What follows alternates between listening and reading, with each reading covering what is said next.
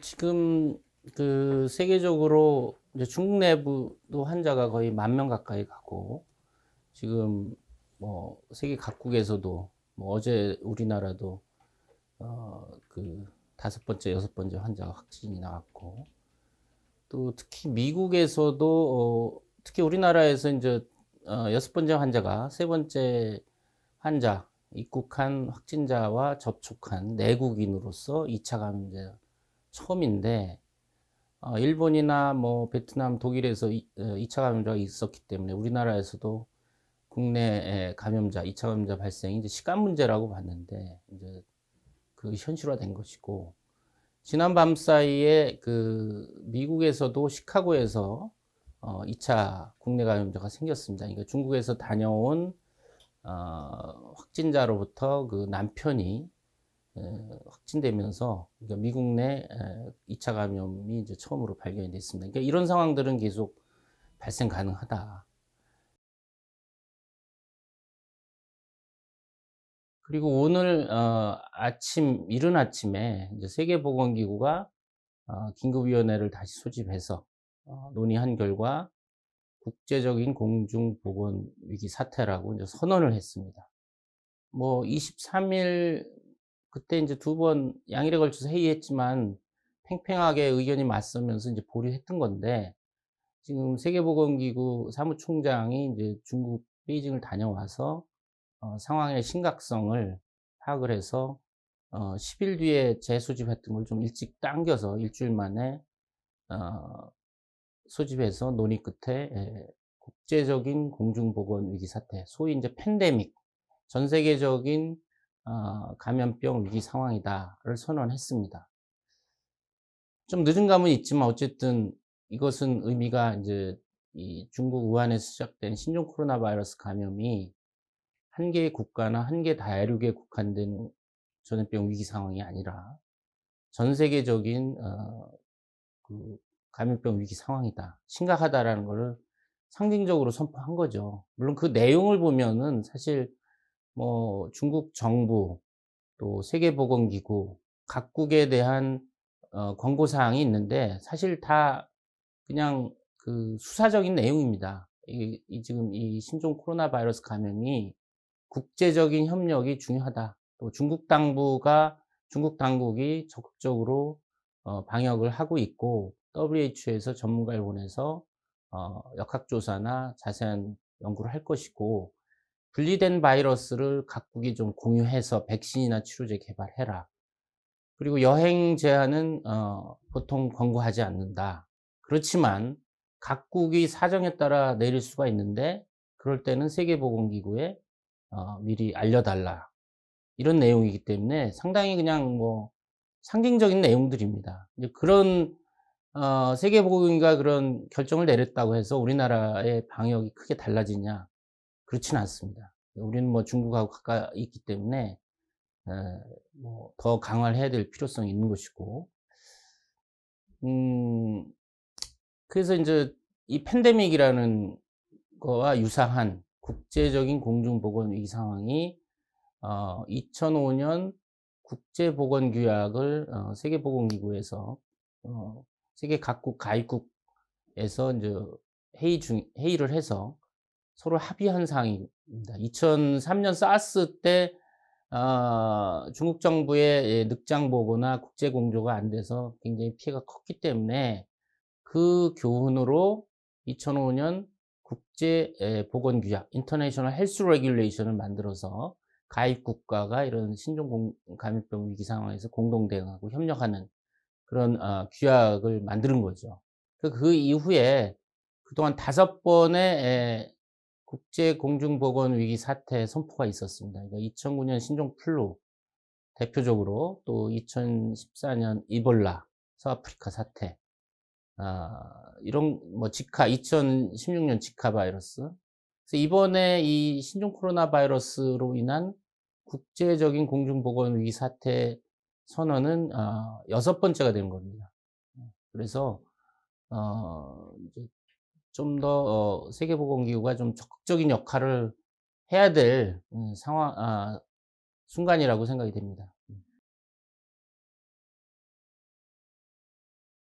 지금 이제 중국에서 벌어진 그 유행 상황을 보면 우리나라에서도 이제 벌어질 수 있는 상황인데, 중국이 여러 가지 위생도 열악하고 또 보건의료 시스템도 미흡하기 때문에 중국 상황이 우리나라에서 꼭 재현되리라고 보지는 않지만, 중국 상황에 약화된, 좀 그거보다는 적은 규모라도 유행이 발생할 수 있다는 걸 우리가 예상을 충분히 할 수가 있습니다. 이제 그런 측면에서 우한시에서 3 차, 4차 감염이 확인됐다라는 세계보건기구 긴급위원회 보고 사항을 보면, 우리나라도 충분히 지역사회에서도 3 차, 4차 감염이 가능하다는 얘기이기 때문에, 우리가 뭐 이 신종 코로나 바이러스가 조기에 소멸되고 커지지 않기를 바라는 기대와 희망과 믿음과 신념은 있지만, 그걸 우리가 바라지만 사실 바이러스는 우리의 기대를 모릅니다. 이 바이러스는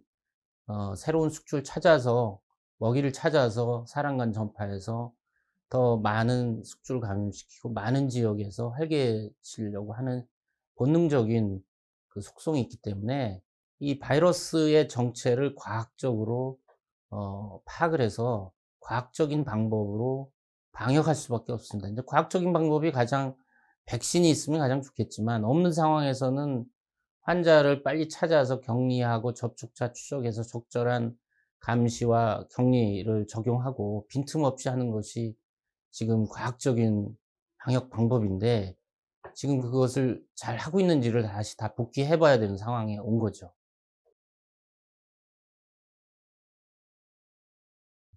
여섯 번째 환자가 세 번째 확진자와 접촉 중에 감염이 된 걸로 지금 발표가 됐는데, 물론 자세한 역학조사 상황은 아직 발표되지는 않았습니다. 그렇지만은 보도에 따르면 이 두 사람이 그 강남의 모 음식점에서 90cm 거리에서 90분 정도 식사를 하면서 대화를 했기 때문에 밀접 접촉자로 그 정의가 돼서 자택격리라든지 좀 더 적극적으로 했어야 되는데, 지금 보도에 의하면 능동 감시가 돼서 느슨하게 인제 관리가 되는 부분. 이건 분명히 인제 그 어떤 틈이 발생된 거거든요. 그러니까 이제 이런 사례가 뭐 눈에 띄게 보이면 다른 사례에서도 그런 일이 있었을 수가 있기 때문에, 다시 한번 다 그 접촉자 정의, 거기에 따른 뭐 격리라든지 시설 격리든 자택 격리든 또는 능동 감시가 제대로 되고 있는지, 그걸 모두 다 점검해야 되는 상황인 거죠. 보도 자료에 의하면, 기자들 질문에 의하면 밀접 접촉자라 하면 확진 환자와 얼마나 가까이 오랫동안 접촉의 정도, 또 마스크나 보호장구를 착용했느냐, 이런 걸 고려해서 역학조사관이 판단한다고 이제 보도에는 돼 있어서 주관적일 수가 있거든요. 좀 더 그걸 좀 객관적으로 하고 역학조사관들의 그 눈높이를 일치시켜야지, 주관적으로 그 적용하다가는 그 지금 여섯 번째 환자가 세 번째 환자가 접촉한 거를 일상 접촉자로 해서 능동 감시를 하다가 이런 또 사달이 난 거여서, 지금 여섯 번째 환자가 또 활동 중에 접촉한 사람들을 또 조사해서 동선을 조사해서 또 파악해야 되고 그 사람들 또 관리해야 되기 때문에, 이것이 연쇄 반응으로 뭐 1-200 명이 아니라 인제 수백 명 단위로 지금 접촉자 추적을 관리를 해야 되는 상황이니까 이거는 일이 커지는 겁니다. 그런 측면에서 지금 어 중국이나 우리나라 발생 상황에 따른 사례 정의에 유연한 어 그 새로운 정의, 그다음에 적용, 검사법, 뭐 격리, 여러 가지가 인제 매일매일 인제 업데이트가 돼야 된다, 그런 얘기를 드리는 거죠.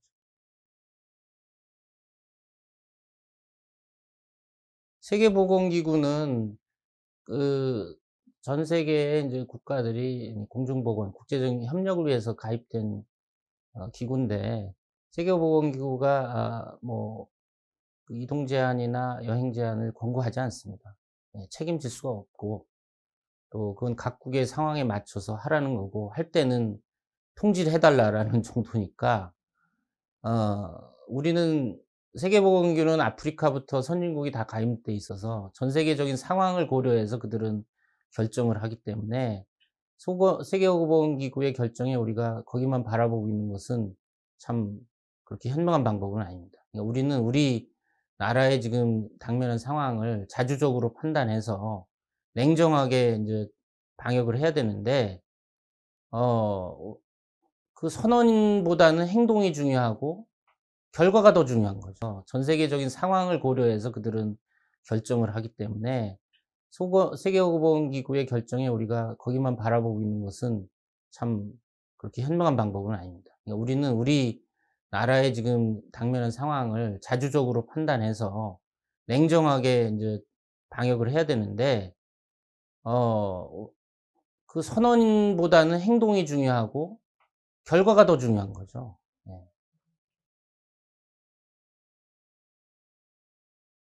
그러니까 중국으로부터의 인제 입국 금지라는 거는 간단한 공중보건의 문제가 아니고 사회적, 경제적, 정치적, 문화적 모든 요소를 다 고려해야 되기 때문에 제가 뭐 의료 전문가로서 그 요소까지 다 판단할 위치에 있지는 않습니다. 이건 뭐 정부 컨트롤 타워에서 전체적으로 봐야 되는데, 왜냐하면 이런 여행 제한을 하게 되면 국내에 신종 코로나 바이러스 환자 유입은 위험은 주는 거는 뭐 충분히 예상할 수가 있습니다. 그렇지만은 경제적인 교류나 정치적인 관계에 큰 손상이 갈 수도 있기 때문에 그런 부분은 뭐 정부 또 고위층에서 판단해야 될 문제라서 제가 언급할 수는 있는 위치는 아니라고 생각합니다.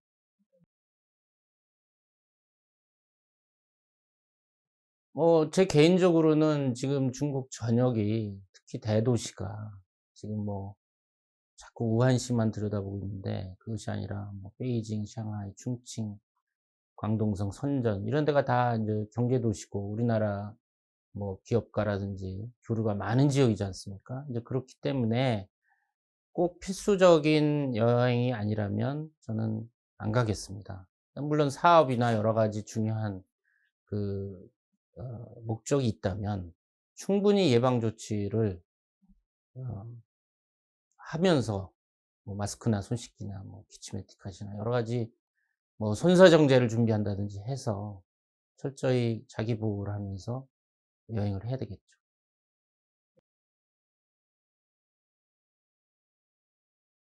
일본처럼 모든 분을 인제 검사를 하면 일부 무증상이지만 증상은 없지만 바이러스 보유자도 있을 수가 있습니다. 그런 상황들은 예견이 되고, 또 일단은 증상이 없는 분을 연수원이라는 시설에 독방에 격리가 돼 있기 때문에 수백 미터 이상 떨어진 지역 주민이 감염의 우려는 없다라고 인제 생각이 됩니다. 단지 인제 이런 조치를 하기 전에 지역 주민들의 불안 정서를 충분히 고려해서 미리미리 충분히 설명을 해서 해가 없다는 것을 설득시키고 진행했으면 좀 더 무난하지 않았을까 이런 생각이 되고, 또 사실 인천에서 아산진천은 좀 거리가 멀기 때문에 인천과 수도권 인근에 그런 격리 시설을 사전에 만들어 놓고 준비했었더라면 이런 혼란은 불안감은 더 적어졌으리라고 생각하기 때문에 이제 아쉬움이 있다고 할 수가 있죠.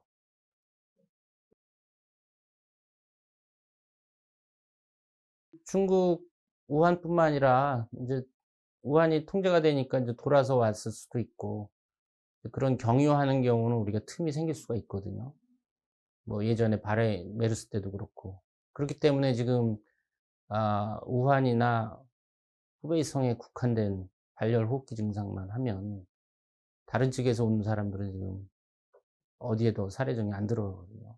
그 참 큰 문제라고 생각합니다. 그러니까 지금 이분들은 어떻게 보면은 사례정의에 들어서 의사 환자로 해서 추적했으니까 진단이 됐지.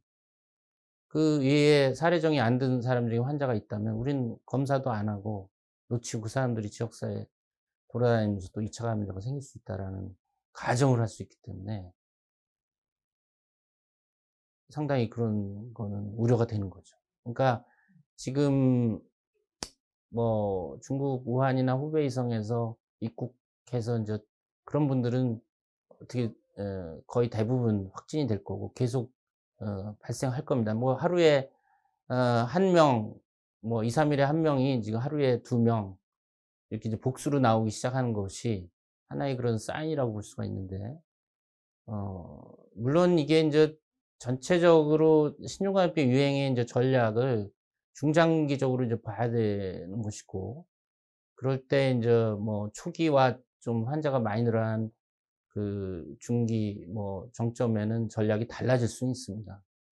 초기에는 전수로 철저히 하지만 또 환자가 폭발적으로 많은 경우는 중증 환자 위주로 갈 수밖에 없는, 또 전략이 바뀌는 부분도 있어서 그런 것까지 다 입체적으로 지금 고려해야지 여러 가지 자원이나 그 효율성 있게 인제 배분해서 쓸 수 있을 거라고 생각됩니다.